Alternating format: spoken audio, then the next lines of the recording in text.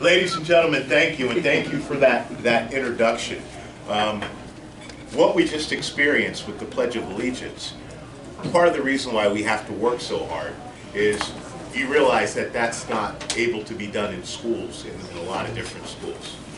Can you imagine growing up in a world when we were in school where it was not to be, that the Pledge of Allegiance was looked upon as not to be said because it would offend someone? Right, because of, and you know the term, one nation, under God. So, and we know that God's under attack, and we know that when that's the point, when that's what's being attacked, that means that the family is being attacked, and that means that everything that we look at as good is under attack and trying to be twisted. So part of what I wanted to do today is that all of you, that's like preaching to the choir. You're here because you all understand that that's what we're up against. You listen to it when you listen to the other stations. You're like, what are they talking about? You know, it's like, it's almost as if they treat people as if they don't have enough wherewithal to figure out that you're trying to dupe us. You know, but a lot of us grew up in a playground. They can see that happening a mile away. You know, at least I'm Southside Eastern boy, so you got to bring it. You have to bring it if you're going to bring it. You know, and but thank you for having me today, and I'm so happy that we have a combined group. Numbers are powerful. That's what we need, but we do it the right way. Right? We build numbers by faith. We build numbers by having conversations, not by paying someone to be here. You know. So, introduction. Fortunately, my son had developed notes, so I can try to keep it pointed, because I tend to float, but I won't do that today. Right? My name is Bruce Gilbert. As we said, I'm an agent with a corporation, my corporation, called Arnell Artists. Arnell Artists is the parent company of Truth and Light Media. I'm going to tell you how that all came about. I spent my life, as he's put it, my son put it, in the intersection of arts, philanthropy, patriotism, and athletics. I have 3 daughters. I had them first. Therefore, I couldn't get thrust into coaching football immediately. But I did get thrust onto a recital stage to watch them stand on the X and do a dance. My wife, and then the boys came, but my wife was like, this is great for your aunts, uncles, Grammy, and Pop-Pop, but what about the audience? Where's an audience? So then, the 3 of them, my 3 daughters, joined a school called Broadway Rhythms, ran by a fine man. His name was Roger Von Vick, downtown Easton on Bank Street. They stayed with him for 13 years. But what Roger did was perform for the public, for the applause. All the fairs, festivals, nursing homes, and they caught the bug. The boys now started to grow up, my 2 sons. Now they were more interested in shoulder pads and helmets. But if you left them out of a show, their feelings were hurt. So I'm like, well, which one is it? So they came along kicking and screaming. And as a family, they performed just about everywhere in the Northeast and all across the country. At a very young age, they developed their own professional careers. Shows like All My Children, my sons were featured on The Guiding Light. My youngest son starred with Dennis Leary in a show you may remember called Rescue Me, about a fireman. He was on for a whole season. My youngest daughter was Nala on Broadway. She was the understudy, but she got a few stage times, 2 years. My oldest daughter toured the entire state. I didn't see her of New York. I didn't see her for an entire year. So where's Taryn? She said, well, you'll have to go to New York and look at the back of a bus. She's on every bus in the city. I'm like, all right, well, let's go. And there she was. She's on the bus. And that was their individual careers. So the foundations of art and service. Our journey began with kids, and Kids for America was formed primarily after 9/11. They looked at what was happening and they said, Dad, what can we do to give back? What can we do to help our first responders and our active military families and eventually veterans? And I said, well, you currently do work for Dream Come True. Your mom and dad sub as directors when Candy and Scott can't be there. And when they can be there, then we're there to support them. And what dream come true, and you may remember Costas, who had the hotel out on Route 100, he's the one who put together Make-A-Wish and Dream Come True Foundation and combined the two. But they would do concerts to raise money for kids who had less than a year to live. And they went to a place in Florida called Give Kids the World. And they would give them a house, they would give them everything they wanted while they lived the last few days or months with their children. And so they knew that model, and I said, why don't you take that same model, and why don't we wear our patriotic selves into singing national anthems and supporting you know, those who are like-minded. And that's what they did. So they got calls from all the mayors, they got called from all the athletic events, and they made their claim to fame doing national anthems all across the Lehigh Valley. And then they had some real senior officials interested to show people that the Republican Party isn't complected as you would think. Amen. All right, and I took a lot of flack for that as a councilman because I was supposed to not think the way I thought. I wasn't supposed to be this complexion and be Catholic. I wasn't supposed to be this complexion and be a Republican. But fortunately, I'm from Easton. And for the most part in Easton, are you a Red Rover? Then we don't care about anything else. And weren't you captain of the last undefeated team? Yes, I was. Well, then, you got my vote. It didn't matter. It's all about Easton high school football. And so, yeah, I was very fortunate that the cross vote actually got me elected to Northampton County Council. It was both sides. But that's proof to show you that it's not what you think it is. There's not the division that they want you to think that that's there. And this is part of our kids' mission.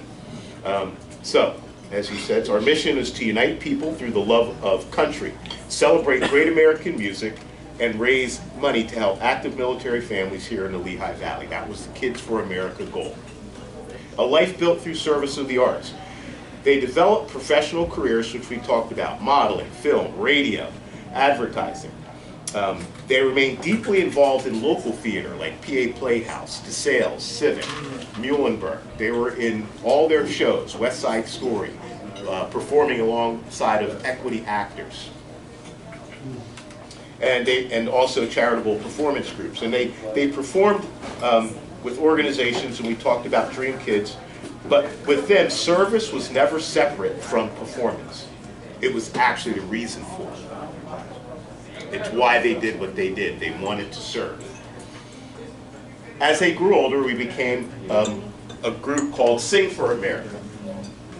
And I'm going to pass this around for everyone to look at. You may recognize them, but that's like a little brief booklet of some of the shows that they've done. As Sing for America, we performed at Zollner Art Center for about 8 years.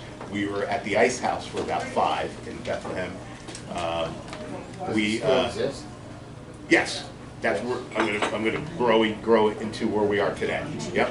So, Miller Symphony Hall, and all across the Northeast as well. I mean, up to and including. Did you guys know? Can anyone remember a soft drink called Moxie? Yep. You remember that? Given our age, put a little Moxie in you, right? And the company is located in Lisbon Falls, Maine. And you know what they have each year? It's a tiny little town. If you could picture one of the tiniest intersections in the Lehigh Valley, it probably looks like that. Sure. It reminds me of kind of like Frackville, now that I think about it. We used to do parades there. And so they have a thing called the Moxie Fest. And Mack Truck built the official Moxie Mobile. And every year they come up. So they found out about us and invited us to do a concert. For a number of years, we'd go to Maine, and actually one year, do you want any chicken or anything on it, just to see if there's it's about 20 degrees cooler up there. And so yeah, it was pretty interesting. And we met the guy, third, fourth generation person who says the first time you taste it, you want to spit it out. Second time you taste it, you still want to spit it out. But the third time, your taste buds come alive. I'll never forget. You could YouTube this commercial. It's pretty cool. Knew not much about it, but my neighbor had a case at 75 years old. A 6-pack. He said, "You want it?" I said, "I'm good, Charlie." I'm good. So as they became adults, they evolved into Sing for America. By trade, I'm a banker. I'm an investment banker, and I started with Carbarth. Then I went to core states. Then we turned into First Union, then we turned into Wachovia, and then we turned into Wells. And then I got really lucky because as soon as I knew that, one day I looked up, I said, hey John, who's the kid over there with the red polo on and the red hair and the white socks and khakis? Your replacement. And he said, no, actually he said, that's your boss's replacement. I said, Skippy? I said, let's go listen to that guy. I said, does he not know that we're all licensed, investment brokers? It's like, that guy's 22 years old. He's like, we're not getting numbers for him. Right. And through attrition, all those people are gone. But what happened was I had my resume out, and I got a call from Morgan Stanley's private bank. Hey, I must have did something good in life, because what a blessing. My goal was to get out of there before our sign changed. Because the people making money were the people changing signs back then. And because it was during mergers and acquisition. And this was after the meltdown. And so fortunately I got picked up. I went to Philly to get a customer service award for Wells. And then my interview was, I didn't have to move my car. It was like 2 blocks away. So I took my little trophy into the interview, sent it down, and it said, I only got one question for you. If I send you the offer letter, will you sign it? And I'm like, well, it depends. Can I take a lease? He showed it to me. I'm like, looks like we're going to be working together. So anyway, it was hard because I had to try to help them in their career because they said, Dad, we're not going to the bank. This is what we do. So sometimes how it takes a 2x4 because you're trying to climb the ladder. You're now an elected official and blah blah blah. And you're starting to feel like the Eagles, and then next thing you know, you're sitting at home, right? So, I had to mention that. yeah. And so the thing is that I was torn between, all right, I got to help facilitate this somehow, and I'm doing it from my desk. But it's time now to give it a full-time effort. So after about 5 years, I waited 20 plus years to get there, I left the best position I ever had to help my family. And I never looked, I wish I would have did it 10 years earlier. Because they are so dedicated to performing and doing service and doing good works for our community. It's an amazing thing. That's another way I look up and say, I must have done something, because to have the blessing of these children, even though they're your kids, and everybody loves their kids, but they're just champions. So anyway, we faced a cultural realization that our mission of patriotism, unity, and service continues today and will never ever disappear. But as we grew to hundreds and then thousands of performers that have been on our stages, we recognized a deeper cultural problem. Art and entertainment had become divorced from reason and truth.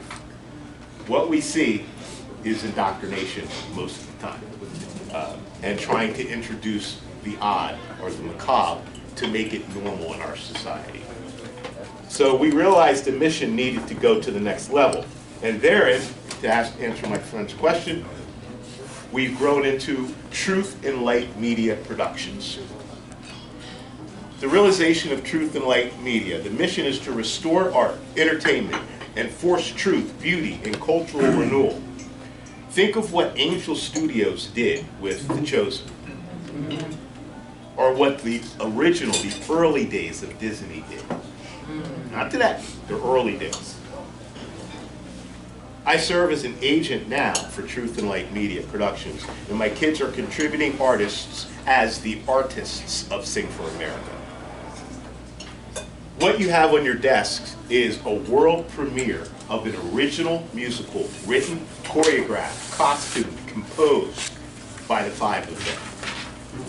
It is complete after a year and a half of hard work. We didn't do a big summer show. Well, Prince of Egypt was pretty big, but we didn't do a big Christmas show this year. We did a smaller one, and that's why they're not here today, because our first opening that you see on your desk will feature a very important Lehigh Valley resident. His name is Ian Holmes. He's a Christian recording international artist who was featured the Carrie Underwood year on American Idol, toured with Carrie, because they have to contract, they got to tour with, he was finalist, so he had to tour with her for a year. Went to Mexico and became a big star there with another pop group. Now he's home and he's writing and composing, and he's still performing all across the world, actually. So he's going to be a lead in this production, and he's been with us before. He was with us for The Wiz. He was our wizard. He's with us as Willy Wonka. He was with us for In the Heights, the Lin-Manuel. Great show. We had close to 1,000 people in the furnace room at Steel Stacks for that because it thundered. It was supposed to be outside. Then the very last show, it was a 6-week gig. The very last one couldn't be on the pavilion. And I told them, they said, oh, we can leave the tables. I said, I'm telling you, you're going to need to take the tables down because you're going to be 1,000 people. Well, what happened? Because that was a great show. I hope we do that show again. So the World Truth and Light Media is launching its first original premiere musical in just weeks. The goal is to reclaim the American story and ask what it truly means to be an American. Why John Henry? John Henry is a real American legend, a steel-driving man that built the railroads. And I apologize because my eyes aren't what they used to be. So when the steam drill came to replace men, John Henry challenged the machine. Man versus machine. Heart versus steel. John Henry wins. But it cost him his life, as the myth would tell us. And there's many different myths as to how he came about. You know, and was he really from the South? He might have been from Jersey, and the warden lent him to downtown for labor so they could fix the prison. There's all kinds of different myths. But the fact of man versus AI today, man versus machine back then, and remember, it wasn't just for him to say that I beat the machine. He was more concerned about all the workers who would be put out of work if the salesman was able to place that machine there. And so he did it for his fellow man as much as he did it for himself. A true American myth. We don't even know if John Henry was one man. More than 5 states claim his story. He is believed to have been a freed man or a formerly enslaved man. His story travels across America as a worker's song. Why this story matters now. John Henry represents work, dignity, choice, and sacrifice. His story mirrors the choices that we face today about culture, support, and values. In closing, while we will always perform and serve through the arts, it's powerful to have one focused mission: to bring American entertainment back, to tell our story truthfully, beautifully, and courageously. No matter what, we tell the truth. Everything that we do is family friendly. We do not want a grandmother to feel uncomfortable sitting with their 5-year-old grandchild because of subject matter. So that would never be a case for any production that we do. It is important. We live near, some of us live in Bethlehem, some of us live in the Lehigh Valley, and we know our story behind steel. My pop, Gilbert, my oldest son named after him, worked at Bethlehem Steel for 44 years. We'd be in the car, and he would say it maybe once a month or whatever we were in Bethlehem, and he'd say, "Son, I worked every end of the plant." And then I'd smile and act like I never heard that before. And I was like, "Wow, Pop," you know. And he was so proud of that. And so, this means a lot to us on many different levels. So where are we now? As Truth and Light Media Productions, you all have a handout. And here's where we need your support. I get a chance to meet with a lot of groups and talk about what we do. But we really need you to come. We really need you to be a part of this presentation, and I'll tell you why. It's going to be this one takes place at the Shawnee Playhouse. The first 2 dates in February are for schools. The mission is to be able to bring this to schools, colleges, universities, as well as local, regional theaters. Our first stop is here at the Shawnee Playhouse for a soft opening. The next big stop is at the On Center, an AMG managed facility in Syracuse, New York. The Carrier Theater is already up on the marquee. Seats about 500, and clips from this and that will be sent nationwide in order to get this book. But without an audience, it'll fall upon deaf ears. And we really need your support there. The 2 shows, as I said, February are school shows. They're just daytime shows. And the director of Shawnee Playhouse, Mitch, is we've worked together on several occasions. So she's going to be working with her Stroudsburg and Pocono area schools to get them there. Where I need you guys there is either March 6th, 7th, or 8th. We need to see you, your friends, everybody. Plus, it's a great show. Eventually, it'll be, well, no, it's in process now, but it'll be copywritten. It'll be able to be licensed to schools and other theater groups that would like to do it. And there will also be an abridged version for schools that they can do themselves. But it won't go anywhere without your support. And so what we're asking, what my family's asking, is please come. Please come see us. And give us your feedback. Tell us how well the first big original show that Truth and Light has done would ever be. And we can't thank you enough. Bill,